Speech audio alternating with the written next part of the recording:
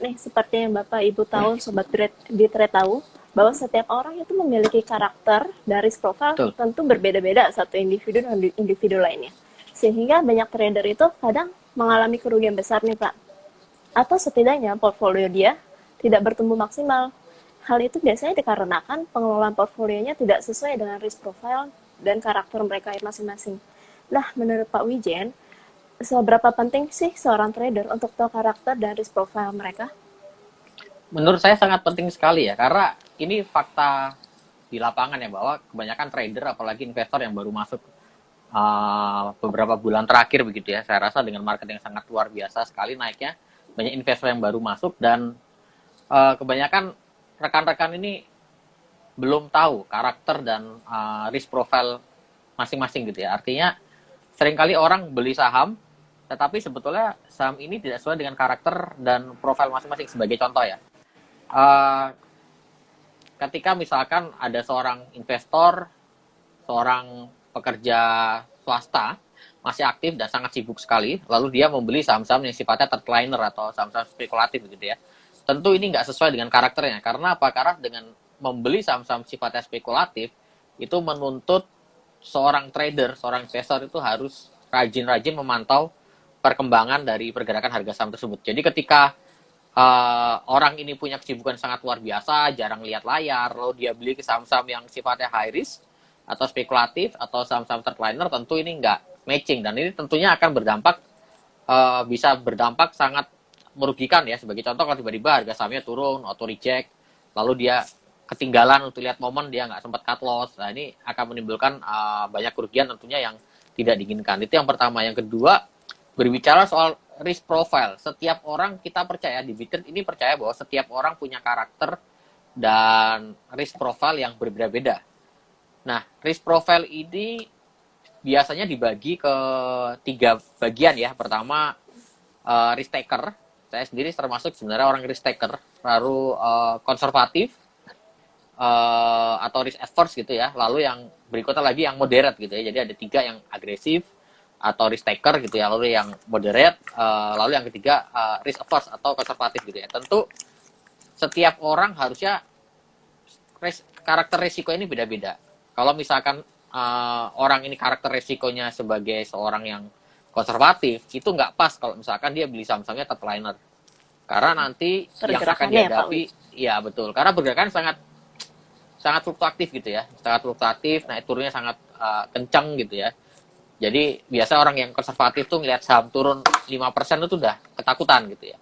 Tapi kalau seorang risk taker gitu kayak saya gini ya, itu malah seneng. Hari ini misalkan pagi naiknya 12%, sore nanti 22 minus, itu suka ngelihat pergerakan seperti itu.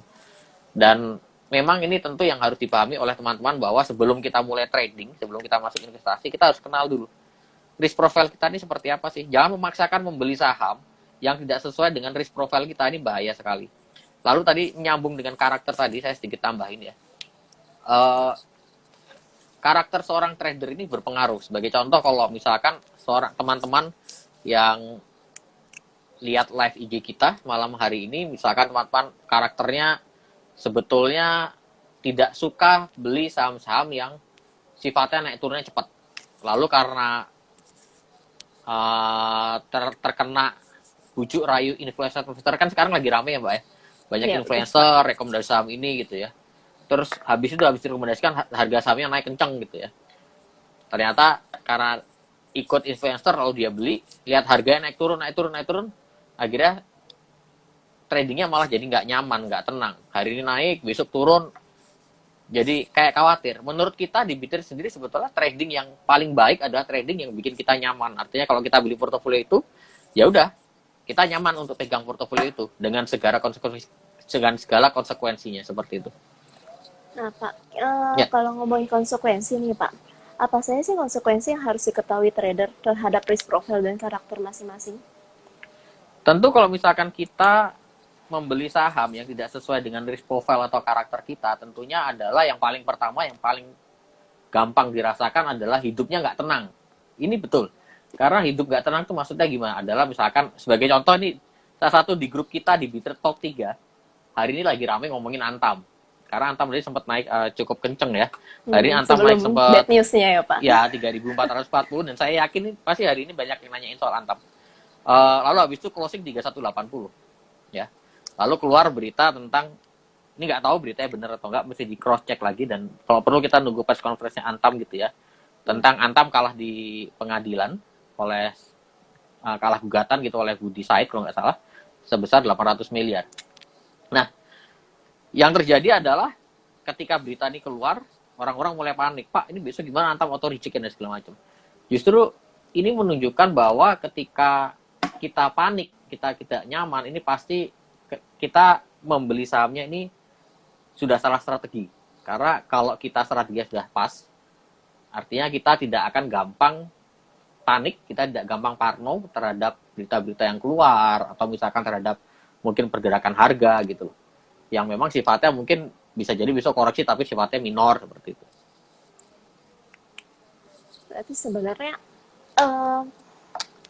analisis itu penting banget ya Pak, untuk masing-masing setiap karakteristik itu pasti membutuhkan analisis yang berbeda-beda berarti ya Pak? Betul, dan itu satu memang kita ketika membeli saham harus melakukan analisis. Yang kedua, yang paling penting kita harus punya trading plan, Mbak.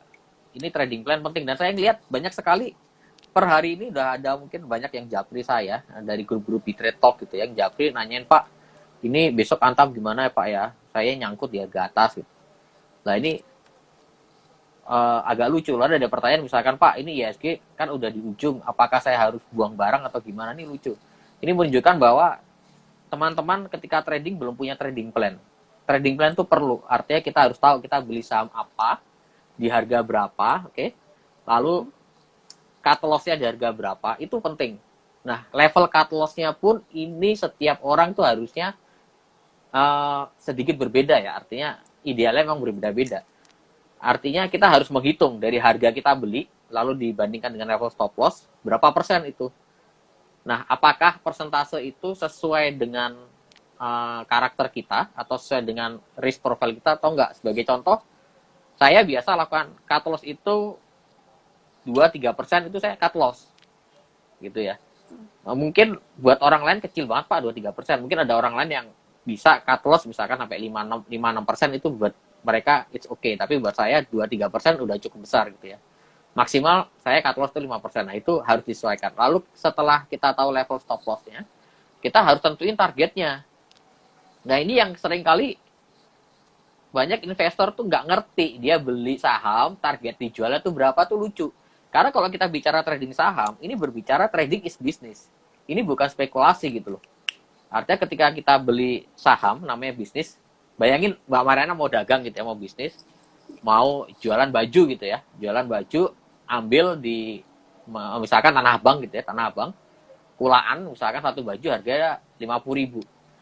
Ketika Mbak Mariana beli baju di Tanah Abang, Mbak Mariana kan pasti sudah tahu ya, ini baju ini kalau saya jual lagi, mau dijual berapa? Apakah 60.000, apakah 70.000? Artinya Mbak Mariana sudah tahu terlebih dahulu, margin profitnya berapa? Apakah 10.000 rupiah, apakah 20.000 kan begitu. Sama hal dengan saham, kalau kita di Bitrade, kita selalu ajarkan, ketika kita membeli saham, kita harus tahu target kita berapa.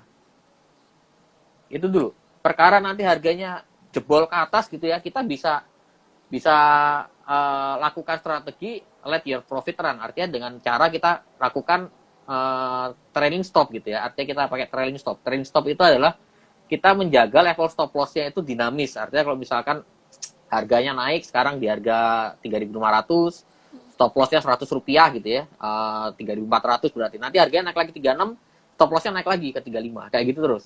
Nah ini salah satu strategi untuk menjaga supaya profitnya maksimal. Tetapi kita sudah tahu terlebih dahulu target jualnya di harga berapa.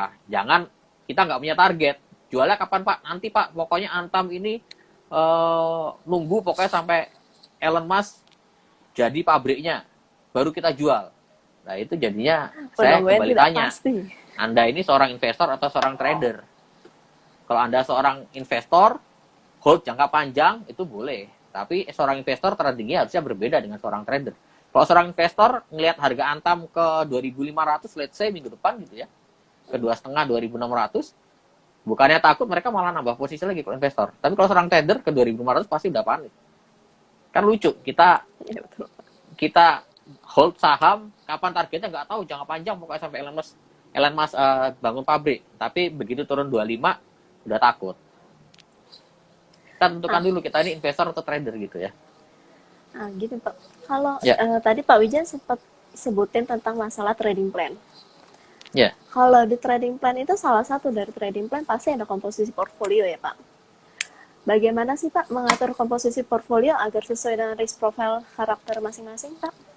Nah, ini juga menyambung tadi pembahasan kita di awal ya, bahwa setiap orang harus punya alokasi portofolio yang sesuai dengan karakternya dia.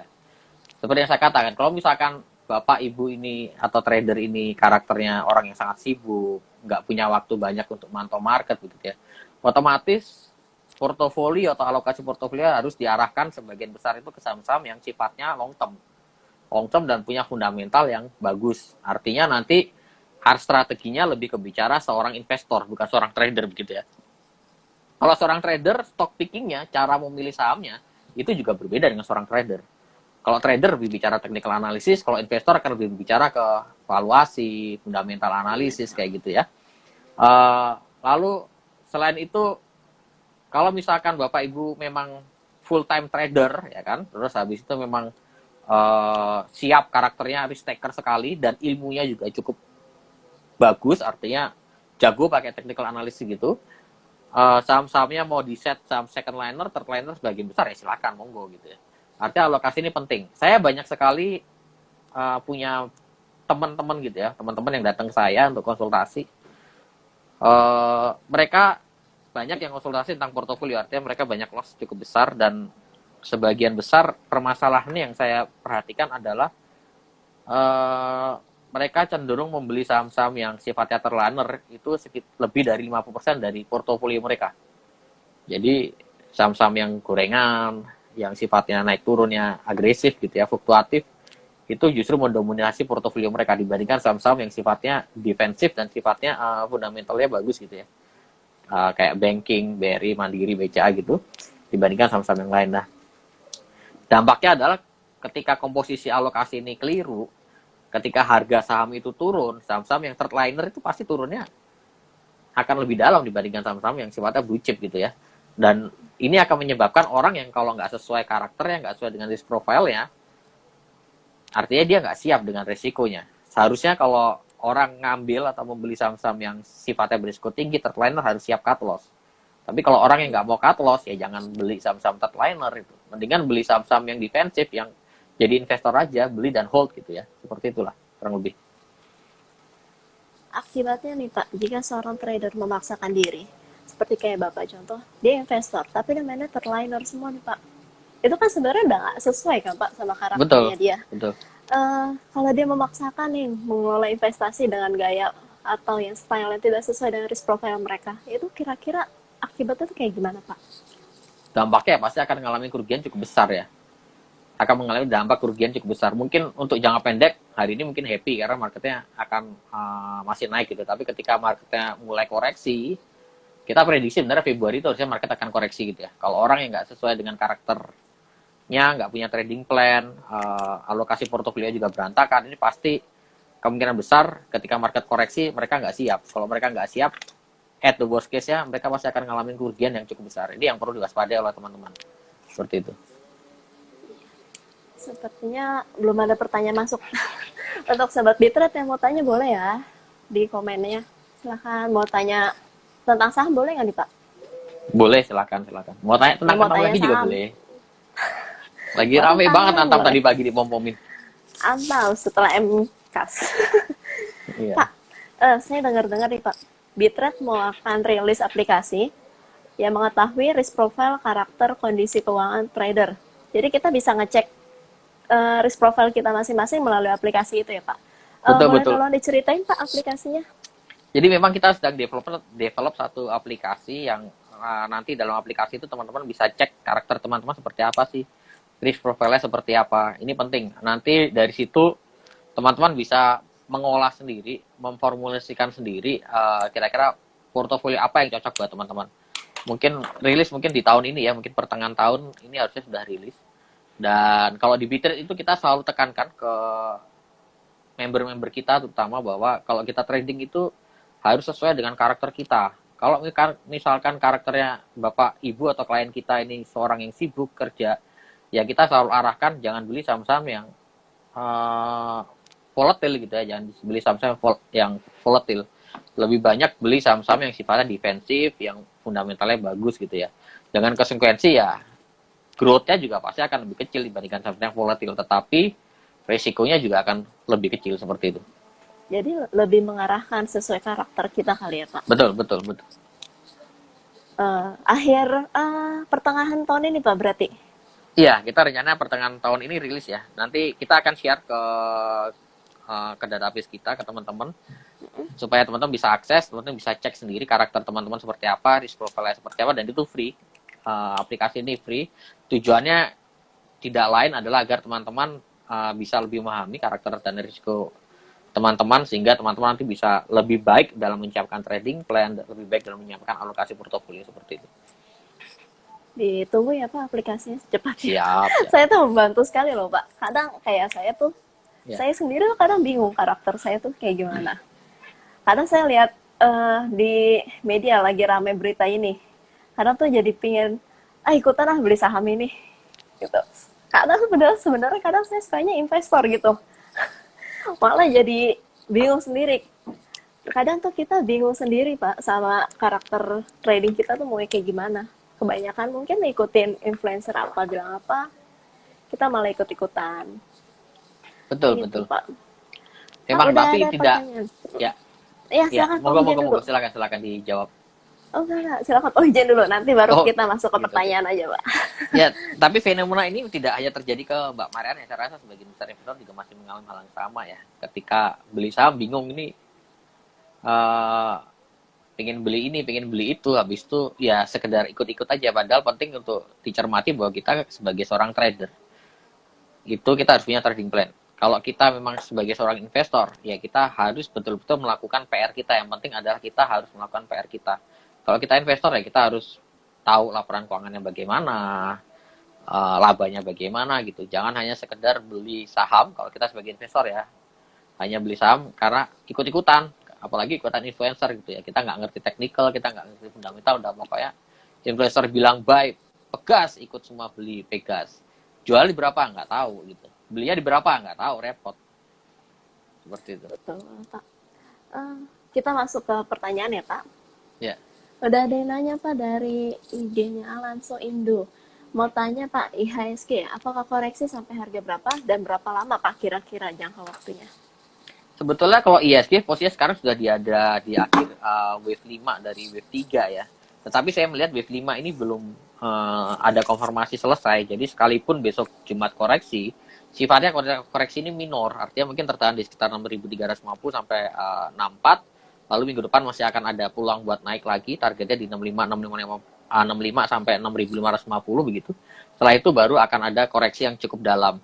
Yang perlu diwaspadai oleh investor adalah sebetulnya level support di 6.200 6.000 sebentar. Yang perlu diwaspadai oleh investor itu di level 6.190. Itu level support kuat yang kalau itu sampai tertembus, memang agak jauh ya dibandingkan level harga sekarang. Kalau itu sampai tertembus, ini ISG confirm koreksi jangka menengah gitu ya. Jangka menengah itu artinya lebih dari 1 minggu, mungkin bisa 2 minggu sampai 4 minggu gitu. Dan itu koreksinya mungkin sekali bisa ke level 6.000 atau 5.800. Dan harusnya koreksi yang agak besar ini itu akan terjadi di sekitar bulan Februari. Sehingga kalau kita sendiri di Bitrade ya Mbak ya, kita selalu sampaikan ke member-member Bitrade bahwa ini udah posisinya udah di akhir uptrend loh.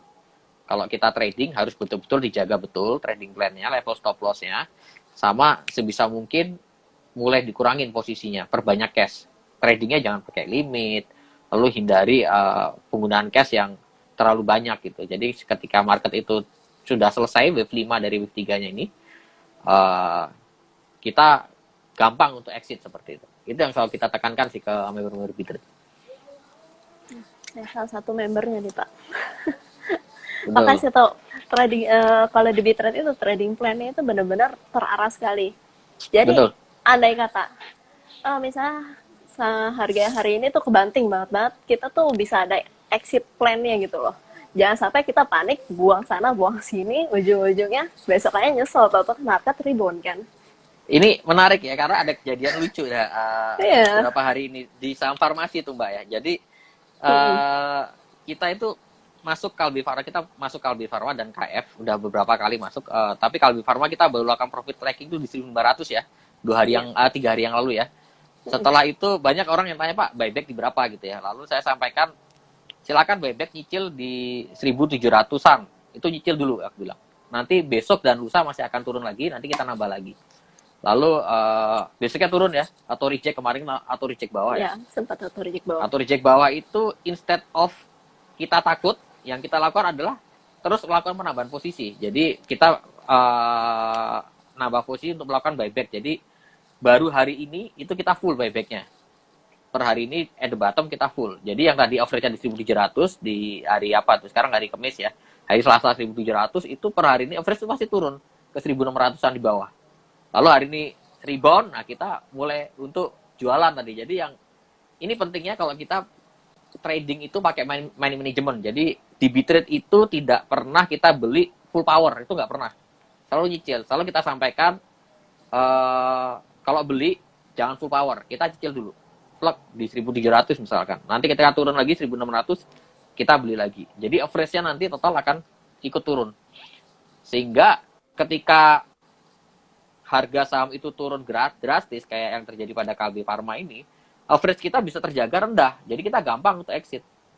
Jadi member Bitrade tuh hampir jarang banget nyangkut dan nggak bisa exit. Itu hampir nggak pernah setahu saya. Contoh kayak Kalbe Farma, kemarin lusa average 1.700, tapi kita belum full power.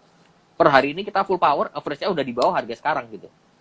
Jadinya ini yang harus teman-teman untuk ingat bahwa kalau kita trading kita harus punya money management. Artinya belinya itu bertahap. Belinya sedikit, nanti turun lagi kita beli sedikit. Dan tentu level-level belinya ini juga nggak bisa sembarangan ya.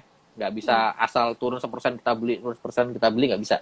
Tapi memang harus ditentukan berdasarkan analisis teknikal seperti itu. Oke Pak, next question ya Pak. Ya. Benar kata Pak Wijen, hari ini banyak yang mau bahas tentang Antam Pak. Iya kan, betul ya. Tentang Antam Oke. gimana Pak Antam?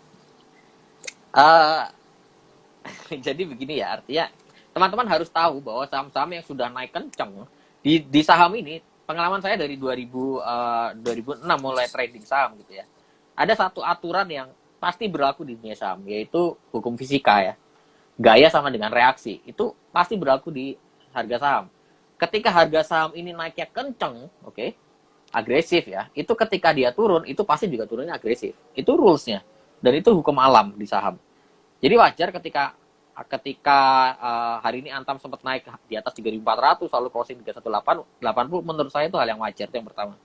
Dan itu teman-teman harus ketahui. Jadi jangan sampai pengennya naik terus tapi nggak pengen turun agresif, itu nggak mungkin. Pasti kalau udah naik kencang pasti akan ada turun agresif, seperti juga sama KF. Lalu kalau ditanya Antam itu gimana? Antam itu posisi member kita udah clear dan kemungkinan besar Antam ini koreksinya adalah bagian dari wave 4 dari wave 3. Artinya yes, kalau ditanya besok masih bisa koreksi, masih sangat mungkin untuk koreksi. Koreksi berapa? Minimal ke 2.850 itu minimal. Dia akan tutup gap, dia ada gap di sekitar 2.780 sampai 2.850. Jadi target koreksi minimal dia ada di situ. Idealnya kalau dari Fibonacci itu wave 4-nya Antam ini harusnya idealnya ke sekitar 2.500 sampai 2.600. So, kalau misalkan teman-teman masih punya posisi Antam, kalau menurut saya kalau besok masih rebound ditarik ya, pergunakan kesempatan itu untuk exit dulu. Nanti teman-teman bisa buyback lagi kok di level 3 di level 2850 sampai 2780 minimal. Atau idealnya 2,5 gitu ya. Yang jelas kalau besok Antam turun atau bahkan auto reject bawah dan Senin kalau masih bisa lanjut untuk koreksi lagi, pasti Antam akan kita rekomendasikan untuk member Bitrade untuk buyback lagi. Seperti itu. Oke Pak. Ada juga yang nanya KLBF Pak. KLBF mantul dari support Pak, sedangkan teman-temannya ARB. Kenapa bisa begitu Pak Wijen? Mungkin jalannya KLBF beda Pak sama teman-teman farmasi lainnya. Enggak, jawabannya adalah karena Kalbe Farma kita pilih sebagai stock pick untuk member, yang lain belum.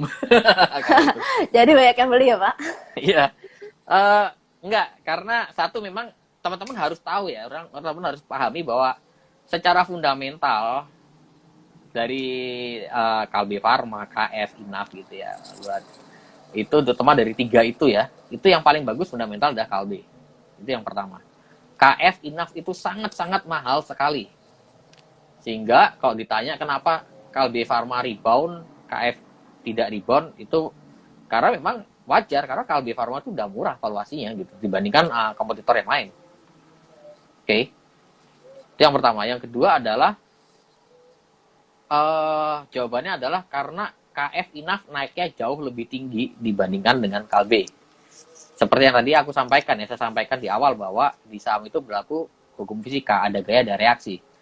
Semakin kenceng harga sahamnya, itu kalau turun juga akan lebih agresif gitu ya. Makanya wajar kenapa penurunannya KF, Inaf, dan teman-teman itu lebih agresif dibandingkan Kalbe. Karena memang ketika naik kemarin lebih agresif daripada Kalbe.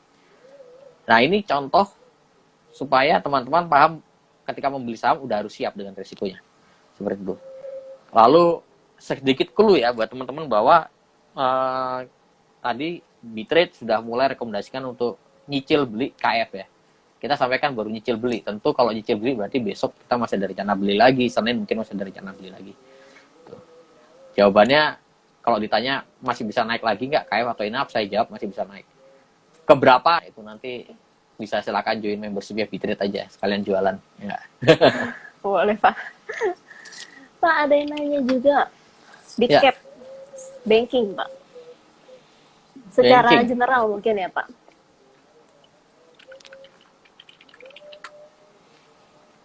Oke, untuk secara general posisi kenaikan banking ya, itu posisinya di wave 3 dari wave 5. Jadi hari ini mulai koreksi untuk sektor banking, untuk sektor finance ya. Harusnya ini koreksinya bagian dari wave 4 dan harusnya nggak akan berlangsung lama. Setelah itu dia akan naik lagi, masih bikin wave 5. Ini harusnya inilah sama ISG. Karena tadi seperti yang saya katakan di awal tadi bahwa ISG posisinya belum selesai wave 5 dari wave 3. Sama dengan finance gitu ya. Ini finance juga belum selesai. Wave 5-nya juga belum selesai. Harusnya masih ada satu kali kenaikan lagi. Untuk finance seperti itu. Ada lagi nanya, Pak, saham second liner. BRI sama BBKP ke depannya gimana, Pak? Untuk Bukopin, saya melihat masih ada peluang buat naik sampai target terdekat di 850, ideal 900 ya.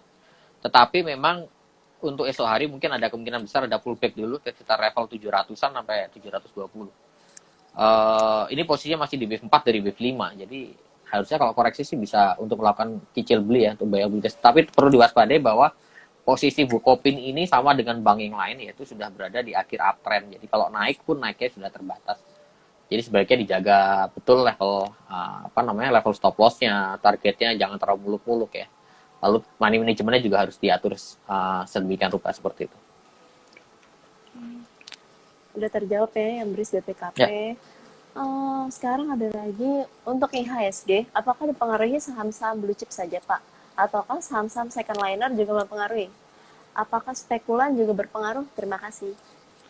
Oke, jadi kita perlu tahu dulu bahwa IHSG ini kan indeks harga saham gabungan yang mana itu indeksnya dibentuk dari pembobotan saham-saham dengan kapitalisasi terbesar. Jadi saham-saham yang kapitalisasi besar seperti BCA, Unilever, Telkom, apalagi ya, yang terbesar itu akan menyumbang bobot cukup besar. So, kalau ditanya apakah saham-saham second liner itu berpengaruh, saya jawab tidak terlalu pengaruh selama market cap-nya kecil dan bobotnya terhadap IHSG tidak besar. Seperti itu. Oke, Pak. Ada yang nanya tentang karakteristik trader nih, Pak. Ya. Tolong dijelasin, Pak, tentang swing trader, Pak. Mungkin lebih ke karakteristik swing trader itu seperti apa kali, Pak?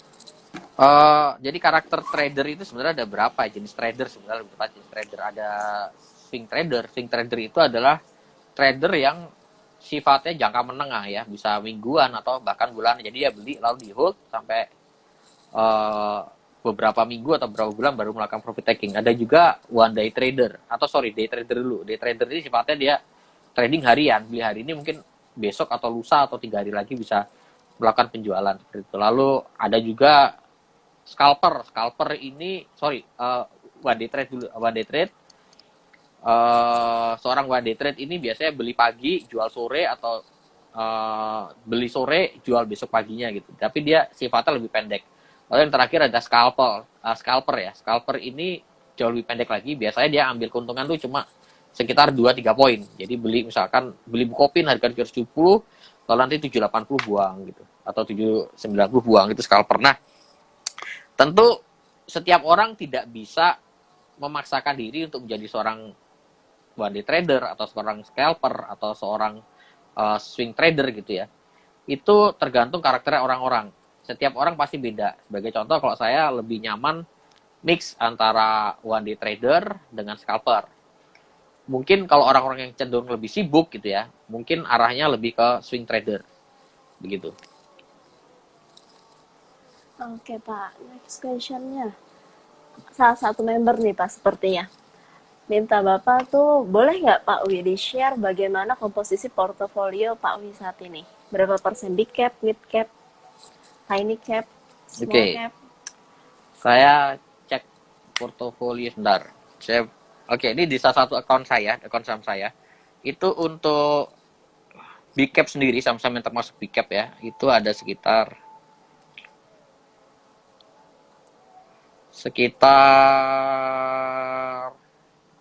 60% untuk saham-saham big cap. Itu ada 3 saham big cap saya di situ. Sisanya masuk ke small cap dan tiny cap. Jadi hampir 70% saya lihat di satu akun saya itu big cap. Lalu sisanya small cap dan tiny cap. Oke. Lebih baik di big cap ya Pak berarti. Ya, big cap. Ada lagi Pak question-nya. Selamat malam Pak Wijan, saya ingin bertanya bagaimana menjaga psikologi trading agar tetap sesuai trading plan. Berapa persen idealnya untuk pemula dalam mengatur cash dan portfolio? Oke, pertama bagaimana cara soal psikologi ya. Caranya adalah Psikologi trading Pak. sesuai dengan trading plan. Artinya nggak usah tengok kanan kiri, nggak usah lihat berita, nggak usah perhatikan temennya ngomong apa gitu. Udah, kalau sudah ada trading plan ya fokus trading plan. Nanti perkara setelah saham dijual itu mau naik lagi ya nggak masalah. Kita bisa lakukan buyback lagi. Itu yang pertama. Yang kedua, untuk menentukan alokasi portofolio sesuai dengan karakter. Ini tergantung, sebenarnya patokannya sederhana. Kalau buat saya, untuk menentukan trading plan, untuk menentukan alokasi porto, menentukan posisi cash, itu tergantung kenyamanan. Artinya sebagai contoh, kalau misalkan sekarang saya full, saya masukin uang saya semua ke saham, kira-kira saya bisa nyaman nggak kalau misalkan lihat Dow Jones nanti malam 1%? Seperti itu, sederhana. Kalau nggak nyaman, berarti portofolio saya terlalu banyak, harus dikurangin. Seberapa yang nyaman itu tergantung masing-masing orang berbeda-beda. Lalu yang kedua, selain dari faktor kenyamanan, untuk melihat yang pas atau enggak, dilihat dari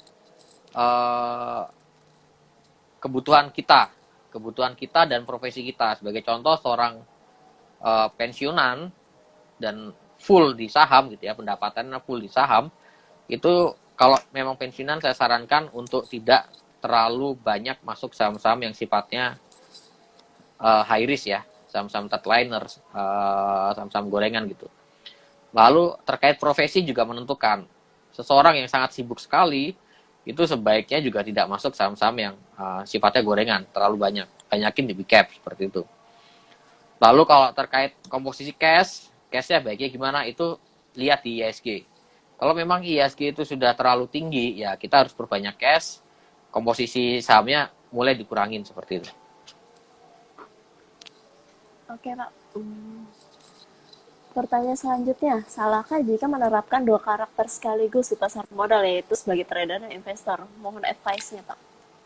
Enggak salah. Itu bisa dilakukan, tapi sebaiknya dilakukan di account yang berbeda ya. Jadi misalkan kita buka 2 account, 1 account buat trading, 1 account buat investasi. Lalu perlakuannya juga harus berbeda. Kalau seorang investor, itu pemilihan sahamnya juga harus berdasarkan fundamental ya, bukan berdasarkan rumor atau berdasarkan influencer gitu ya, harus berdasarkan fundamental. Lalu strateginya juga berbeda. Kalau Anda seorang investor, sebaiknya setiap bulan melakukan cicil beli saham. Ya. Seperti itu. Kalau ada bonus, apalagi marketnya lagi turun, boleh nambah posisi lebih besar daripada yang biasanya. Seperti itu. Lalu kalau account di trading ya sesuai dengan trading plan. Tetapi ini juga harus konsisten. Nanti ketika market turun yang portofolio buat investasi ya jangan diapa-apain gitu. Jangan ikut panik terus dibuang. Lihat loss 2%, 3% terus dibuang. Ya jangan gitu. Perlakuannya harus berbeda. Oke, jadi mindset seorang investor kalau ngelihat harga saham turun itu harus berani untuk beli lebih banyak lagi, bukan malah takut ya. Tapi kalau bicara seorang trader, ketika memang harga turun lebih rendah daripada level stop loss, ya kita harus lakukan cut loss seperti itu. Oke, Pak. Next questionnya ini saya gabung kali ya, Pak, karena waktu kita Ya, juga nggak begitu banyak. Ada yang tanya, lebih ke statement sih mungkin. Yang sering saya alami adalah ikut-ikutan dan trading plan berantakan. Apalagi kalau teman udah cuan lebih dari 20%, rasa greedy itu kan dominan ya, Pak. ya. Sama satu lagi, cara nyaman menambah modal pada trading saya, menurut saya ini sama-sama tentang psikologi trading ya, Pak.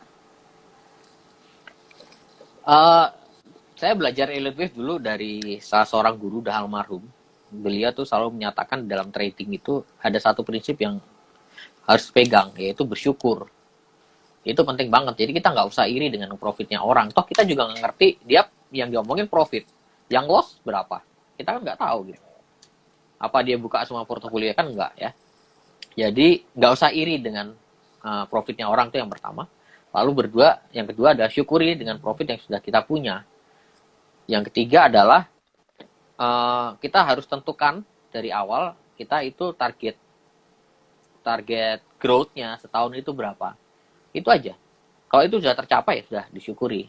Perkara nanti ada orang lain yang lebih tinggi, ya itu urusannya mereka, begitu ya. Itu rezekinya mereka. Atau kita juga nggak ngerti dia itu effortnya seberapa besar untuk mencapai hal itu, kita juga nggak ngerti. Jadi disyukuri aja. Lalu tipsnya untuk growth gimana? Portofolio ya, mungkin next time kita akan bahas lebih detail lagi. Salah satunya adalah dengan menggunakan limit ya, limit atau margin dari sekuritas. Tetapi tentu tidak bisa sembarangan untuk kita pakai limit atau margin. Kita harus ada strateginya, psikologinya juga harus lebih bagus ya. Lalu trading plan-nya juga harus lebih bagus. Tentu untuk yang teman-teman yang baru mulai trading, baru itu dalam artian kurang dari 2 tahun itu baru menurut saya. Sebaiknya sebisa mungkin hindari untuk penggunaan limit trading. Ya, kecuali Anda sudah ekspor, teknikalnya ekspor, psikologi ekspor gitu ya. Nggak gampang terpengaruh orang, pakai limit ya silakan. Tapi next time mungkin akan saya bahas lagi. Untuk next IG Live ya, Pak. Ya, boleh. Ada pertanyaan, Pak, arah customer good kemana ya, Pak? Apakah sudah oke buat entry? Untuk consumer good, bentar. Kalau dari indeks konsumernya sebenarnya ini posisinya sudah berada di akhir wave 2 ya per hari ini. Sorry, di akhir ya rasa-rasa di akhir wave 2. Dan harusnya untuk beberapa minggu depan harusnya consumer good sudah mulai menguat. Tetapi yang perlu diperhatikan adalah saham-sahamnya. Tidak semua saham di sektor consumer good itu akan naik ya. Sebagai contoh Unilever ini menurut saya sudah di dekat bottom tapi belum kelihatan bottomnya. Kemungkinan besar bottomnya itu ada di antara level 7.000 itu level support pertama. Kalau itu jebol maka dia arahnya ke sekitar 6.800. Kalau itu jebol juga ke 6.650. Tetapi area 6.650 sampai 7.000 itu area yang cukup bagus untuk lakukan akumulasi untuk jangka menengah ya, jangka panjang. Oleh karena itu nanti money managementnya juga harus diatur di Unilever. Lalu yang menarik menurut saya itu kalau sektor konsumer ada di farmasi masih menarik, di Kalbe itu juga masih menarik. Lalu di rokok itu juga menarik untuk perhatikan di minggu depan ya. Mungkin untuk besok mungkin masih ada koreksi tipis, tetapi trennya untuk 1 minggu 2 minggu ke depan tuh rokok masih menarik, kayak MSP, Gudang Garam ya, termasuk WIM gitu juga masih menarik.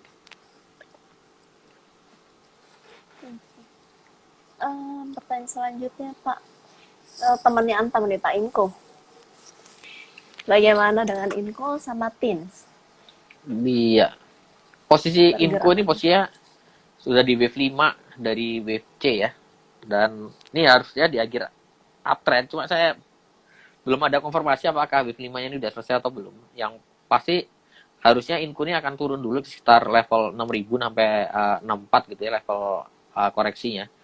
Selama Inco tidak turun di bawah 6125, lolos tanggal 12 Januari kemarin, harusnya Inco ini masih ada peluang buat naik lagi. Tapi begitu jebol 6125 nih berarti wave 5-nya udah kelar. Kalau sudah kelar ya berarti arah Inco tuh bisa turun lagi lebih dalam, mungkin sekitar 5.500 sampai 5.000 lagi. Jadi 6125 saya rasa support yang harus diperhatikan ya. Oke. Berarti berapa Pak ya untuk Inco? 6125. 6125. 6.125 itu support pentingnya. Kita sih kalau di member udah buang barang ya, Inco kita udah buang sebagian besar, cuma masih kesisa dikit tadi, mungkin bisa kita buang lagi. Lalu Tin sama Antam kita juga udah clear posisi. Jadi harusnya sih Antam, Tin, member kita nggak ada yang nyangkut ya, udah clear semua. Inco pun kita modalnya kecil di sekitar 6.200-an sih saya. Kalau fresh tins yang perlu kira-kira bagusnya di mana tuh Pak? Untuk Tins kalau mau kalau mau beli mendingan tunggu di sekitar level 2000 sampai 21 aja. Itu level supportnya dia di 2000 sampai 2100. Kita lanjut ya Pak. UMVR tadi udah Pak Wijin bahas ya Pak. Ya. Ada pertanyaan Pak, cara menentukan resisten.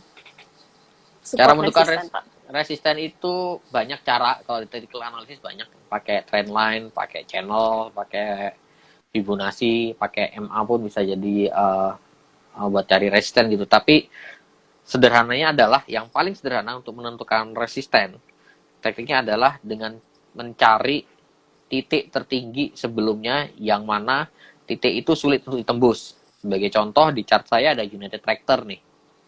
United Tractor itu titik tertinggi paling dekat itu di tanggal 8 Januari. Itu 27450. Berarti level 27450 ini menjadi resisten pertama. Lalu setelah 27450 sebelumnya itu ada level 28475 yang itu terjadi di tanggal 21 Desember kemarin ya, 21 Desember. Sehingga resisten keduanya berarti ada di 28475. Jadi paling gampang adalah menentukan titik tertinggi sebelumnya, yang titik tertinggi itu sulit ditembus. Jadi ketika mau break titik itu, dia nggak jadi break, terus dia terkoreksi, itu adalah resistennya. Itu teknik paling sederhana. Untuk support berarti sebaliknya Pak. Support sebaliknya, jadi titik di mana harga itu nggak turun ke bawah lagi tapi mantul. Ketika sampai di titik itu dia mantul, rebound, itu biasanya menjadi level support. Itu cara paling sederhana ya. Oke, untuk support kadang kita tuh dengar support Iya. kuat. Gimana cara nentuin support kuatnya itu suatu saham itu di mana, itu gimana Pak? Nah, perkara support kuat atau resisten kuat itu adalah support atau resisten yang mana beberapa kali harga menyentuh level itu tapi nggak tembus-tembus. Itu biasa support atau resisten kuat namanya. Jadi kalau cuman kayak United Tractor itu di tanggal tadi 8 Januari di 27450, itu sebenarnya bukan resisten kuat karena dia baru sekali untuk testing di situ 27450 terus dia pullback. Itu belum jadi resisten kuat. Resisten kuatnya sebenarnya di harga sekitar, bukan 27450 yang bukan kuat, yang 28475 nih yang bukan resisten kuat ya, karena itu baru sekali aja untuk dia mau coba tembus tapi dia turun ke bawah seperti itu. Masih banyak pertanyaan Pak. Oke, ada yang tanya maksimal berapa saham Pak dalam satu portfolio sebaiknya? Kita sarankan sebenarnya 5 sampai 7. Kalau terlalu banyak ntar jadi supermarket, sama kalau ada apa-apa nanti susah untuk ininya, untuk cut loss-nya ya, untuk manage-nya susah. Kalau misalkan market tiba-tiba turun, ISG turun, itu pasti bingung mana yang harus di cut loss duluan. Insight untuk MDKA gimana Pak? MDK ini salah satu emiten tambang yang paling lagging ya, yang paling ketinggalan. Yang lain udah naik, ini belum naik. Yang perlu dicermati ada resisten di level 2400 sampai 2410 nih, support kuat, ini support kuatnya. selama nggak jebol itu harusnya masih bisa untuk buy and weakness. Lalu untuk resistennya yang perlu diperhatikan itu di sekitar level 2, ini level sekitar level 2700 itu resisten cukup kuat ya. Kalau posisi wave-nya sendiri MDK ini posisinya lagi di wave 4. Jadi harusnya setelah wave 4 ini kelar, MDK ini bakal naik. Target saya sih untuk MDK wave 5 itu minimal di 3000, idealnya 3150. Pertanyaan selanjutnya Pak, properti. Kapan nih Pak properti manggung? Properti manggung ketika saatnya akan manggung, maka dia akan manggung. Oke Gitu ya. Pak. Ditunggu Belum, aja masih gilirannya. lagging semua Pak. Ya ditunggu aja gilirannya. Pasti nanti mungkin minggu depan harusnya dia akan manggung. Biasanya kalau mining masih manggung, si propertinya belum manggung. Tapi kalau miningnya udah mulai koreksi, gantian propertinya jalan. Jadi ketika mining nanti udah mulai berhenti naiknya atau udah mulai koreksi, biasanya properti yang akan gantian jalan. Harusnya sih minggu depan jalan tuh properti. Gantian shift-nya ya Pak sama Ya, mining lihat berarti. sih. Itu namanya sektor rotation. Kalau bahasa kerennya sektor rotation tuh ganti-gantian sektor gitu yang gerak. Oke, terus banking sama call tadi Bapak udah sempat bahas ya Pak. Hmm. INKP, Tekim.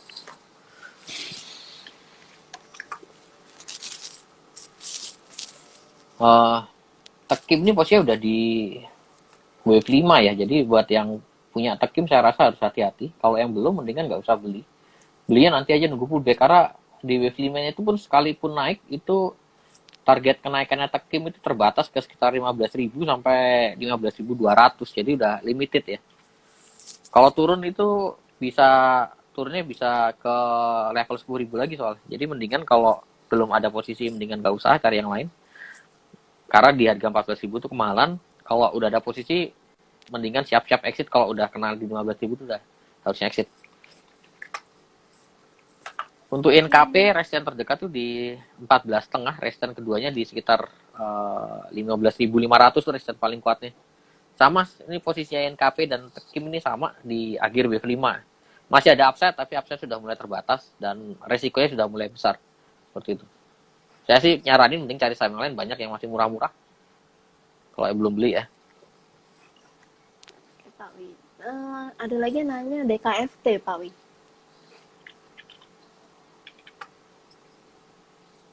DKFT. DKFT ini harusnya masih di wave 2 dari wave C harusnya. Bagus gak Pak buat entry untuk sekarang ini? Itu bagusnya kalau entry di bawah level 200 tuh bagus ya. 200 sampai 190 itu masih oke untuk entry. Target terdekat tuh di resisten 228. Kalau break 228 tuh arahnya sekitar 240 sampai 250 untuk DKFT. Tadi sih saya sempat beli nih DKFT. Beli di harga 202, saya jual di harga berapa tadi? Saya buat TikTok doang. Tapi ini menarik sih buat agak panjang itu menarik DKFT ini. Oke, DKFT udah. Ada yang nanya Pak. Tadi kan Bapak sempat bahas Inco sama Antam itu udah clear ya Pak? Itu Info sama tapi Antam sama Tins yang clear. oh Info Inco masih ada barang belum ya Pak? sedikit. Iya, Ketinggalan. dia tanyanya kalau udah clear itu untuk invest atau short term Pak? Hah? Untuk invest harus short term? Ya enggak Atau juga. short term? Artinya gini, kalau invest, Bapak Ibu beli Antam Tins, itu argumennya kurang kuat. Karena Antam Tins posisinya sekarang sudah mahal secara valuasi. Valuasi udah mahal, PR-nya udah tinggi ya. Book value-nya juga udah tinggi. Ini data saya ini kalau kita perhatikan ya, Antam. Itu PR-nya itu sudah 68,5 kali PR-nya. Bayangin itu gede banget. Lalu Tins, itu PR-nya minus. Karena 2020 kemarin kayak laporan keuangannya minus. Jadi minus. Labanya dia artinya rugi gitu ya. Jadi kalau ini Antam dan Tins buat portofolio investasi itu justru jadi pertanyaan saya. Apa alasannya buat investasi gitu ya. Kalau hanya sekedar Pak nanti Elon Musk bikin pabrik lah, nikel segala macam. Itu kan baru wacana, baru rencananya. Groundbreaking aja belum. Ya kan pabrik jadi aja belum gitu. Masih panjang jalannya. Jadi kalau buat invest sebaiknya cari saham-saham yang benar valuasinya dan fundamental memang betul bagus. Kecuali buat trading. Kalau trading sih it's okay. Gitu ya. Pertanyaan selanjutnya Kak, Pepro Demas. Waduh, Papro Demas. Papro itu ah harusnya itu the next big thing ya. Artinya yang perlu diperhatikan Papro itu ada level resistance cukup penting. Ini harusnya bisa diperhatikan yaitu di 114 sama 128. Kalau break 128 itu arah 250 untuk PPRU. Kalau saya melihat ini salah satunya saham BUMN properti yang masih lagging ya, bahkan PPRE anaknya ya, PP Presisi itu harganya lebih mahal dibanding PPRO. 278 lebih tinggi dibanding PPRO. Jadi harusnya ini akan catching up PPRO. Jadi ini suatu yang menarik untuk diakumulasi beli. Oh, Demas satu lagi ya, Demas ya. Demas gimana Pak? Demas belum menarik, mendingan kalau beli nunggu break resisten aja. Resisten di 256 tuh baru menarik. Kalau belum break belum menarik itu Demas. Mendingan PPRO. Oke Pak, PTBA Pak?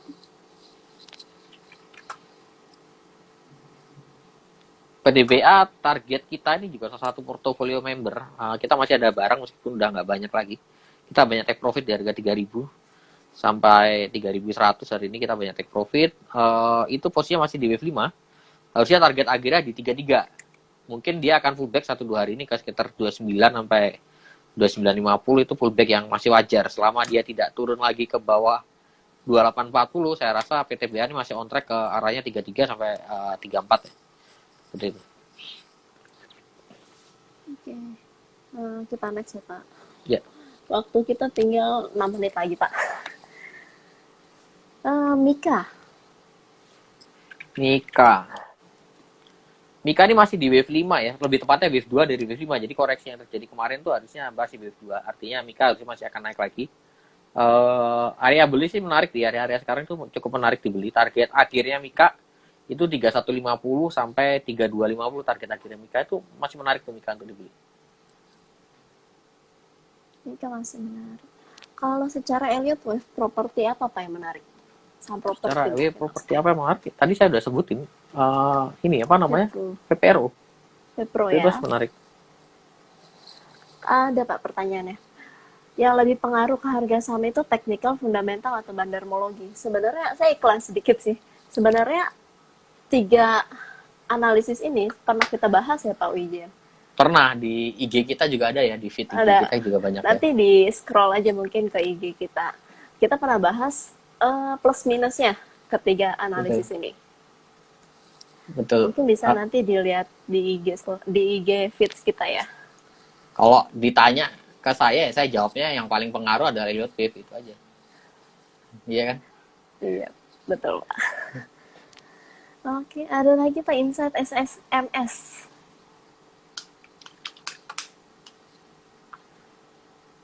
SMS itu masih di wave 4, cuma saya belum lihat wave 4-nya ada konfirmasi selesai. Artinya kalau belum ada konfirmasi selesai itu ada peluang untuk turun lagi. Tapi yang diperhatikan kalau Anda beli SSMS itu perhatikan level supportnya di 1165. Karena kalau break 1165 itu berarti SSMS itu masih lanjut bikin wave 4, artinya wave 4-nya belum selesai dan itu bisa turun ke sekitar level 1050 sampai 1080. Jadi diperhatikan 1165. Tapi untuk midterm-nya, artinya untuk beberapa minggu ke depan setelah wave 4 ini selesai harusnya SSMS ini masih naik lagi. Targetnya 1450 sampai 1500 gitu. Jadi kalau mau entry ya diperhatikan aja, tunggu di wave 4-nya selesai aja.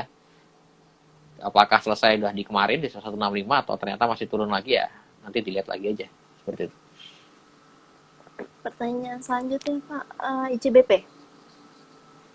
Waduh. Saham big cap. ICBP ini kalau saya ngelihat masih ada peluang naik ya, tapi untuk sementara terbatas di 9.800. Level support yang harus diperhatikan itu level support kuatnya ada di 93 itu level supportnya, targetnya terdekat 98. Tapi kalau saya nggak gitu menarik sama ICBP karena ini upsetnya cukup terbatas dan cenderung lagging ya kalau ICBP ini. Kecuali dia break 96 kuat itu baru dia mulai game on ya. Kalau belum 96 saya rasa masih sideways di bawah.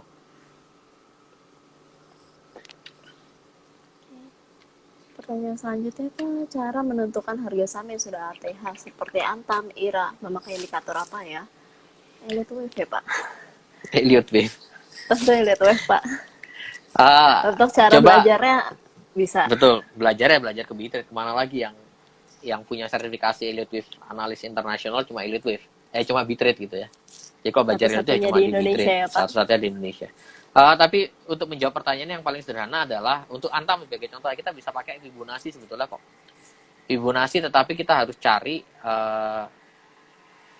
mana level tertinggi sebelumnya itu ada terjadi di tahun 2007 akhir. Itu Antam sempat 4.100-an itu Antam di tahun 2007 ya. Jadi itu bisa ditarik ya dari puncak 2007 itu sampai ke bottom di tahun 2016 waktu di harga 300-an itu. Tarik, nanti cari aja levelnya 78,6 atau 85,4 itu bisa dicari. Atau pakai kalau nggak seperti itu pakai Fibonacci projection juga bisa. Itu bisa dicari. Tapi kalau Fibonacci projection itu tetap kita harus tahu wave-wave-nya biar maksimal gitu ya. Posisinya di mana.